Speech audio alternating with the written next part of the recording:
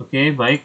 Hari ini kita akan em, kembali membahas tetap di layer 4, layer transport, tapi hari ini kita akan fokus pada protokol TCP. Ya, jadi protokol TCP seperti yang sudah kita bahas di pertemuan-pertemuan sebelumnya adalah protokol yang bersifat reliable atau bisa dibilang terpercaya.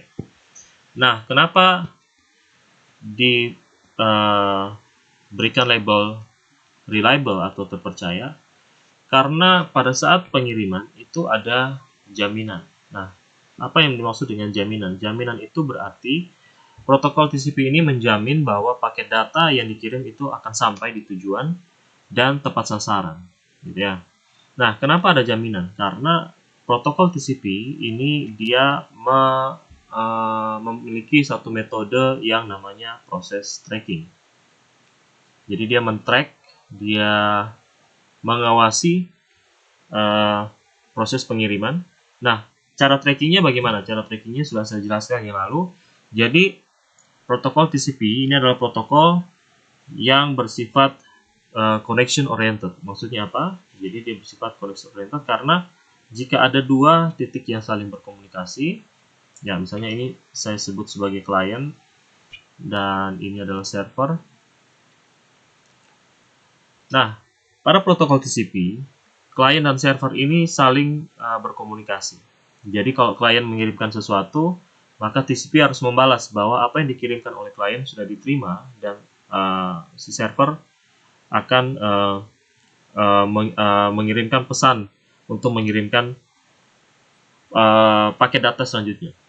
Jadi kalau misalnya di sini si klien sudah mengirimkan satu paket data, maka si server akan membalas untuk meminta si klien untuk mengirimkan paket berikutnya.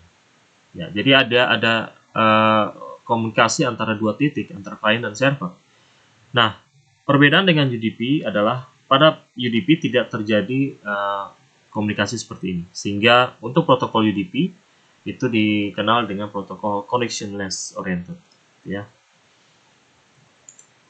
Oke, jadi hari ini kita akan mulai dengan saya kembali menyinggung mengenai apa itu segmentasi dan multiplexing. Seperti yang sudah saya jelaskan di pertemuan 3 minggu atau 2 minggu lalu, yang dimaksud dengan segmentasi, ya, jadi segmentasi itu adalah proses membuat segmen, ya. Jadi proses pembuatan segmen. Nah, segmen ini adalah potongan-potongan kecil. Kalau kita bisa artikan secara harfiah. Nah, jadi kalau ada satu paket yang mau dikirimkan, gitu ya. Misalnya ini ukurannya 3000 byte, maka di sini 1 sampai 3000 bytes, gitu ya. Nah, pada saat ingin dikirim, paket yang berukuran 3000 bytes ini tidak akan dikirim secara utuh, tapi sebelumnya akan dipotong-potong terlebih dahulu. Misalnya di sini karena contoh, maka saya misalnya memotong menjadi 2 bagian, misalnya gitu ya. Nah, berarti di sini ada bagian pertama yang saya berikan nama segmen 1 dan ada bagian kedua yang saya berikan nama segmen 2. Nah, karena dibagi 2, maka ukurannya pasti terbagi 2 secara sama rata. Maka di sini untuk segmen 1 dimulai dari bytes pertama sampai bytes ke 1500, sedangkan segmen kedua dimulai dari bytes 1501 sampai 3000. Nah, kemudian masing-masing segmen itu harus diberikan nomor urut, atau ada yang istilahnya ISN, Initial Sequence Number. Jadi Initial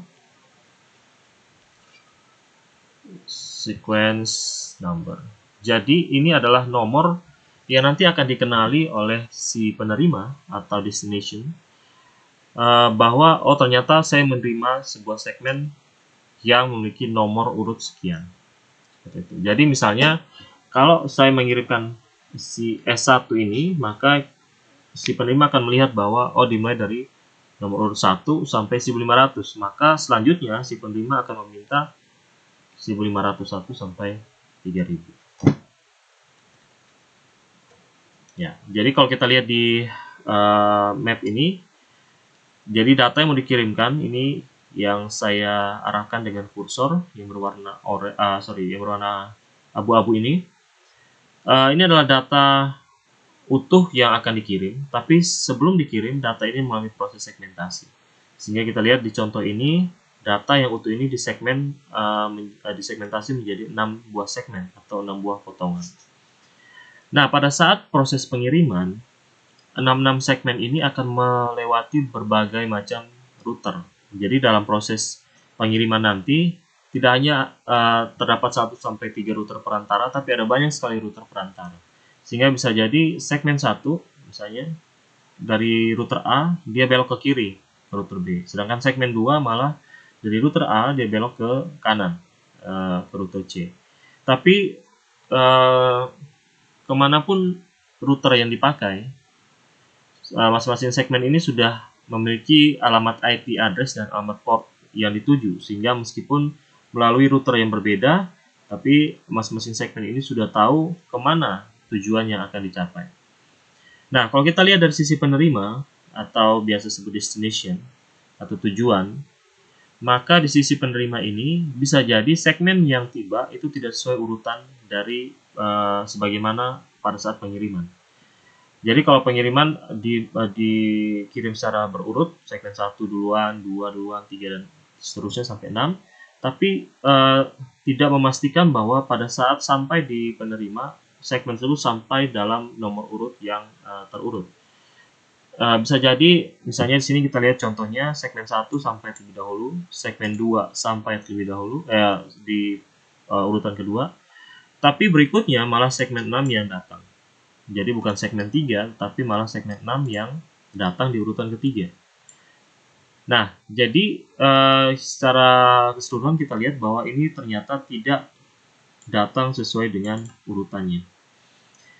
Nah, oleh karena itu, di dalam masing-masing segmen diberikan nomor urut, supaya walaupun nanti datangnya itu tidak sesuai urutan, tapi berdasarkan nomor urut yang sudah diberikan oleh si pengirim, maka penerima bisa menjadikan itu sebagai patokan untuk kembali mengurutkan masing-masing segmen tersebut agar bisa digabung menjadi satu paket yang utuh.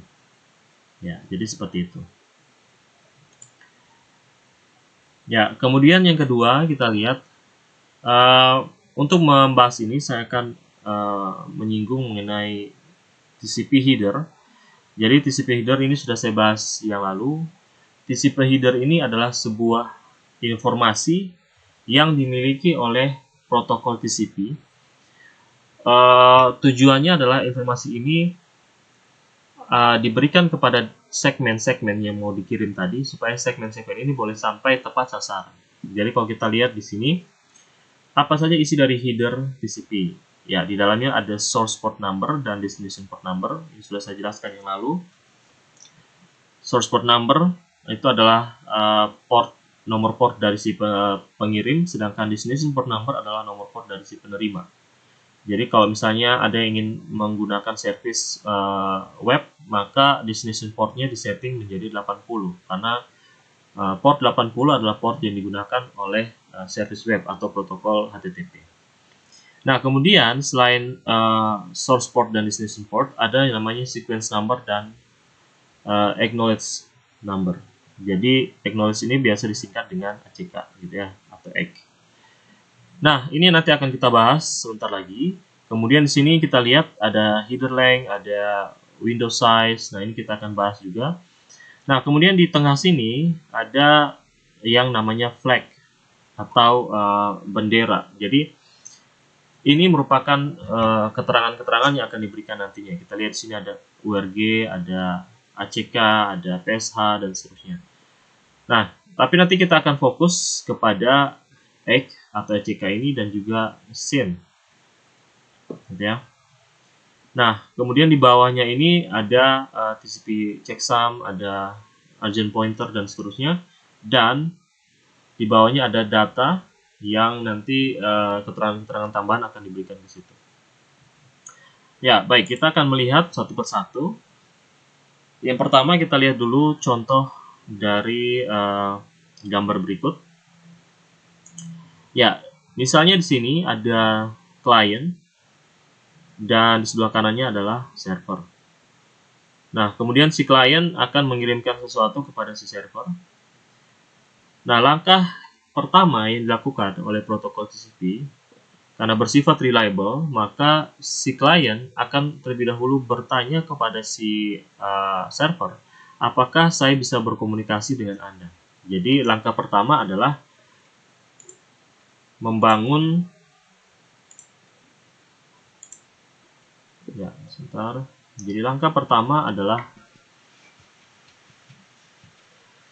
jadi kalau komunikasi dengan TCP, maka langkah pertama adalah membangun komunikasi, ya,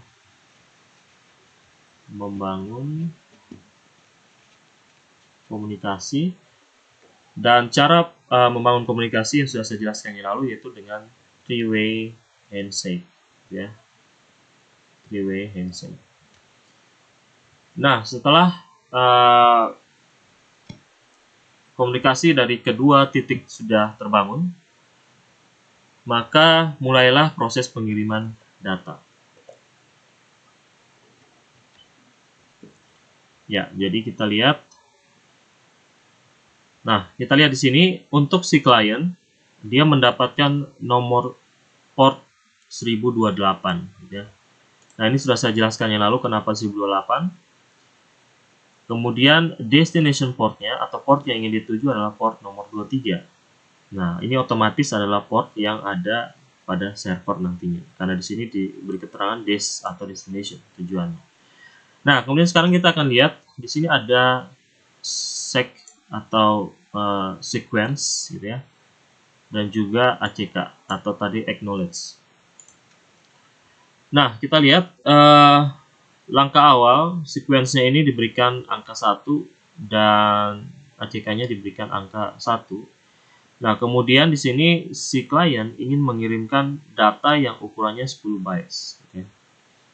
Nah, jadi kita lihat pada saat pertama dikirimkan, maka si server ini akan menerima 10 bytes tadi, dan si server ini tahu bahwa paket atau segmen yang dikirim yang berukuran 10 bytes ini dimulai dengan byte 1, gitu ya. Maka otomatis si server akan mengirimkan ACK kembali kepada si klien yang berisi angka 11. Nah, kenapa angka 11?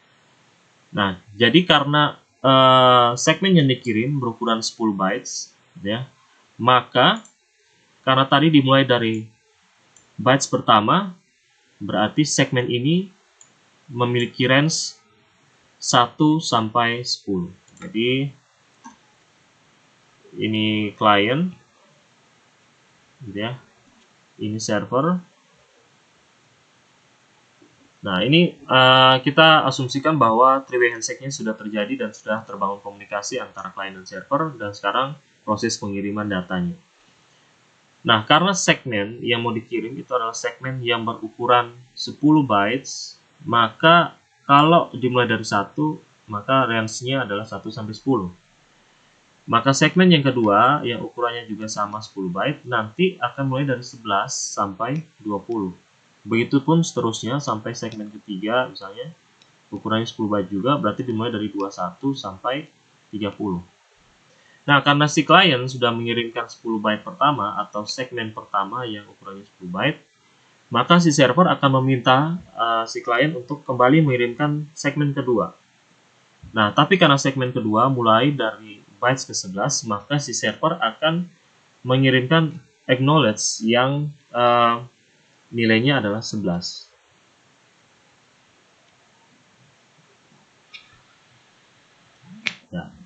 Nah, ini maksudnya apa? Ini maksudnya adalah si server meminta kepada klien, tolong kirimkan paket selanjutnya yang dimulai dari bytes ke-11. Karena saya sudah menerima paket pertama yang dimulai dari bytes ke-1. Nah, begitu si klien menerima ACK dari si server yang berisi angka 11, maka si klien menyimpulkan bahwa segmen pertama yang saya kirim tadi sudah sampai kepada si server, dan sekarang saya akan mengirimkan segmen kedua yang ukurannya juga 10 bytes, gitu ya. Tapi dimulai dari bytes ke-11 karena ini merupakan segmen yang kedua.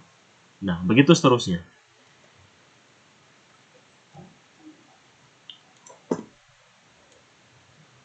Ya, jadi kalau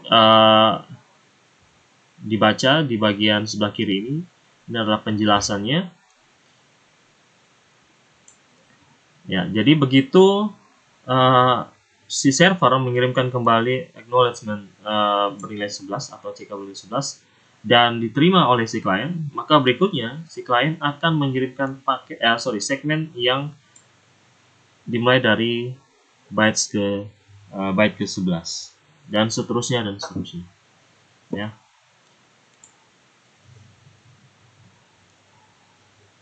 Nah, bagaimana jika pada saat proses pengiriman, tadi sudah saya jelaskan bahwa jika ada sebuah segmen dan jika ada sebuah paket yang utuh dan ingin dikirim, maka paket itu akan disegmentasi terlebih dahulu atau dipotong-potong terlebih dahulu. Nah, bagaimana jika dari 10 segmen, gitu ya, di segmen 1, 2, 3 sampai segmen 10, ternyata yang sampai di penerima itu hanya 8. Berarti duanya loss atau hilang. Nah, karena totalnya adalah 10, tapi yang diterima hanya 8, maka dari 8 segmen ini tidak bisa digabungkan menjadi file yang utuh di sisi penerima. Maka bisa jadi ini disebut sebagai file yang corrupt, atau tidak lengkap. Nah, bagaimana jika terjadi proses yang namanya segmen loss atau segmen yang hilang di tengah jalan, ya. Nah, sebelumnya apa penyebab segmen loss? Penyebab segmen loss ini ada banyak sekali. Dari segi teknis misalnya mungkin terjadi di router atau mungkin dari media pengirimannya, misalnya media pengiriman ada 3 yang utama, itu fiber optik, kemudian tembaga, dan juga dari gelombang radio atau biasa yang kita kenal dengan wifi. Nah, bisa jadi dari teknis pengiriman via medium dan seterusnya. Nah, sekarang kita akan lihat bagaimana cara protokol TCP melakukan handling atau penanganan terhadap segmen yang hilang. Ya, kalau kita lihat animasi yang berikut, kita akan lihat. Ya, jadi segmen yang pertama yang dikirimkan oleh si penerima. Pada saat segmen pertama dikirimkan, ya, jadi segmen kan dikirim tidak secara utuh, tetapi dikirim berdasarkan potongan-potongan. Jadi segmen pertama dikirim terlebih dahulu, kemudian segmen kedua, segmen ketiga, dan seterusnya. Nah, sekarang yang dikirim pertama adalah segmen 1. Pada saat segmen 1 dikirim, maka dinyalakanlah yang namanya start timer. Ya, jadi ini fungsinya apa? Jadi fungsi dari timer ini adalah pada saat segmen 1 dikirim oleh si penerima, maka diberikan waktu hitung mundur, dan jika waktunya habis, pada saat waktu habis dan belum ada balasan dari si penerima, maka si pengirim ini tahu bahwa segmen 1 yang dikirim itu tidak sampai kepada penerima karena tidak ada balasan dari penerima bahwa paketnya sudah sampai. Nah, jadi seperti itu. Jadi kenapa diberikan timer? Supaya ada batasan waktu jeda antara pada saat segmen 1 ini dikirimkan kepada penerima dan si penerima mengirimkan kembali ACK kepada si pengirim. Itu harus diberikan jeda waktu. Jika sampai waktu mundurnya ini habis dan si penerima belum mengirimkan balasan, maka apa yang akan dilakukan? Maka si pengirim akan kembali mengirimkan paket yang sama. Ya, jadi sebagai contoh, dia mengirimkan segmen 1, ya, waktu terus berjalan, segmen 1 sampai di sisi penerima dan berhasil diterima, maka si penerima harus mengirimkan balasan kepada si pengirim dalam bentuk ACK. Ya, jadi di sini dia merequest segmen yang kedua. Nah, dia memberikan ACK kembali kepada si pengirim. Nah, karena si pengirim sudah menerima ACK tersebut, berarti si pengirim tahu bahwa segmen nomor 1 sudah diterima dan sekarang saya ingin mengirimkan segmen nomor 2. Nah, begitu saya mengirimkan segmen nomor 2 atau dari si pengirim mengirimkan segmen nomor 2, maka ya selanjutnya timer kembali dinyalakan untuk segmen nomor 2. Nah, ternyata segmen nomor 2 ini tidak diterima oleh si penerima. Dan otomatis si penerima karena tidak menerima apa-apa, dia tidak memberikan balasan kepada si pengirim. Nah, itulah fungsi timer sini. Si pengirim itu dia terus menunggu balasan dari si penerima. Tapi karena tidak ada balasan sampai waktunya habis, maka si pengirim tahu bahwa paketnya tidak sampai. Dan apa yang dilakukan? Si pengirim akan mengirimkan kembali paket atau segmen nomor 2 yang tadi tidak terkirim. Jadi itu adalah proses penanganan segmen loss, yaitu dengan adanya komunikasi dua arah tadi. Ya. Yang berikutnya kita akan melihat yang namanya flow control atau kontrol aliran. Kalau kita artikan secara harfiah, aliran yang dimaksud ini adalah aliran data antara si pengirim dan si penerima. Ya. Sebelumnya saya akan membahas terlebih dahulu apa yang disebut dengan window size. Ya, jadi kalau kita lihat di header, ya ini ada keterangan window size di header dari TCP. Nah, jadi di sini misalnya ada pengirim dan ada penerima. Kemudian paket yang mau dikirim itu dipotong misalnya per 1500 byte. Makanya di sini ada paket pertama dari 1 sampai 1500 dan paket kedua 1501 sampai 3000. Nah, window size itu adalah total bytes yang bisa dikirim sebelum menerima balasan dari si penerima. Ya, jadi contohnya gini. Kalau di sini window size-nya bernilai 3000, berarti ini mengartikan bahwa si pengirim bisa mengirimkan data dengan ukuran maksimum 3000 bytes, barulah si receiver bisa membalas dalam bentuk ACK. Ya. Jadi misalnya di sini akhirnya si sender mengirimkan dua segmen yang masing-masing panjangnya 1500 bytes, di mana segmen pertama itu dari 1 sampai 1500 byte ke 1500 maksudnya. Kemudian segmen kedua ini dari 1501 sampai ke 3000. Nah, karena total ini sudah 3000 bytes, maka receiver akan membalas. Nah, di sini kita lihat ACK dari receiver yang dikirimkan kembali kepada sender adalah number 3001. Nah, ini berarti bahwa dari nomor 1 sampai 3000 itu sudah diterima oleh receiver, dan sekarang receiver ingin meminta segmen selanjutnya yang dimulai dari byte ke 3001. Nah, begitu diterima ACK ini oleh sender, maka sender mengetahui bahwa oh ternyata dua segmen awal yang saya kirim tadi sudah sampai di sisi penerima. Maka sekarang saya akan mengirimkan dua segmen berikutnya, yaitu segmen 3001 sampai yang range-nya 3001 sampai 4500 bytes gitu ya. Ya at least juga totalnya adalah 1500 bytes. Dan segmen yang kedua itu 4501 sampai 6000. Nah, karena Windows size-nya 3000, maka ini sudah memenuhi 3000 bytes, maka si penerima akan mengirimkan kembali. Dua segmen yang saya terima dari 3001 sampai 6000 sudah saya terima dengan baik, dan sekarang saya minta segmen berikutnya yang dimulai dari 6001. Nah, begitu seterusnya dan seterusnya. Nah, Windows size ini bisa diubah-ubah angkanya tergantung kondisi. Nanti akan kita lihat di belakang apa saja kondisi yang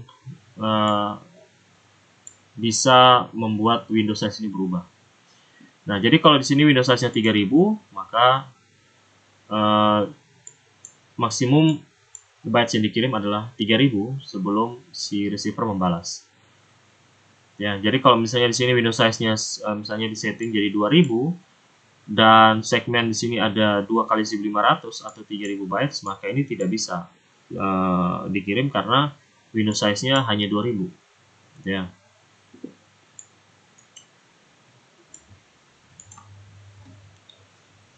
Ya, ini yang tadi saya katakan bahwa window size ini bisa dirubah-rubah nilainya, tapi apa kondisi yang bisa membuat window size ini nilainya berubah, gitu ya. Nah, kondisi salah satunya adalah karena adanya data yang loss, gitu ya. Jadi misalnya kalau kita lihat di dua segmen di atas, yaitu segmen 1 sampai 1500 dan 1501 sampai 3000, di sini pengirimannya berhasil. Ditandai dengan adanya ACK dari si penerima atau receiver yang meminta dua segmen berikutnya, yaitu mulai dari 3001. Nah, tapi pada saat pengiriman, yaitu mulai dari segmen 3001, dua segmen ini dikirim, tapi yang diterima oleh receiver hanya segmen 4501 sampai segmen 6000 atau 1500 bytes yang kedua. Nah, 1500 bytes yang pertama ini tidak diterima oleh si receiver, yang at least mulai dari 3001 sampai 4500 itu tidak diterima oleh receiver. Maka otomatis si receiver akan mengirimkan kembali balasan kepada si sender bahwa ACK 3001. Ya, ACK 3001 berarti si receiver meminta kembali si sender untuk mengirimkan segmen yang dimulai dari byte ke 3001. Tapi di sini kita lihat bahwa window size-nya dirubah atau dikecilkan menjadi 1500. Kenapa? Karena dia hanya meminta si sender mengirimkan 1500 bytes pertama yang hilang saja. Karena 1500 bytes yang kedua ini sudah diterima oleh si receiver. Gitu ya. Jadi si receiver hanya meminta mengirimkan kembali segmen yang dimulai dari byte ke 3001, tapi window size-nya dikecilkan menjadi 1500 supaya yang dikirim hanya 1500 bytes yang pertama itu saja. Nah, jadi itu kondisi kenapa window size ini bisa berubah.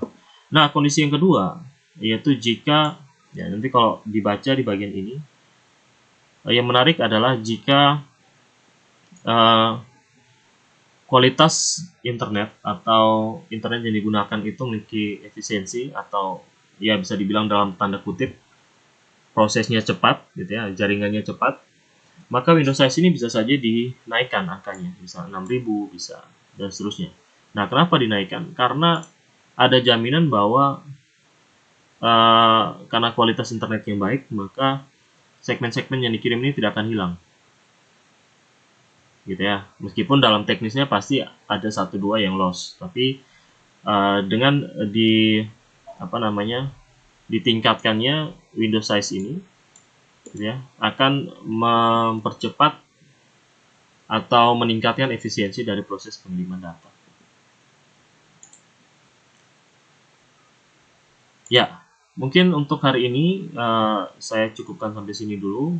Nanti di pertemuan berikut kita akan masuk ke dalam protokol UDP. Ya, jadi di sini kita sudah belajar bagaimana perilaku dari protokol TCP dalam membangun komunikasi dan kenapa disebut reliable, karena memang ada komunikasi dua arah antara si pengirim dan juga si penerima. Oke, jika ada pertanyaan bisa ditanyakan atau didiskusikan di grup WA dari mata kuliah Jarkom ini. Oke, mungkin itu saja. Selamat belajar. Kita bertemu lagi di pertemuan yang berikut.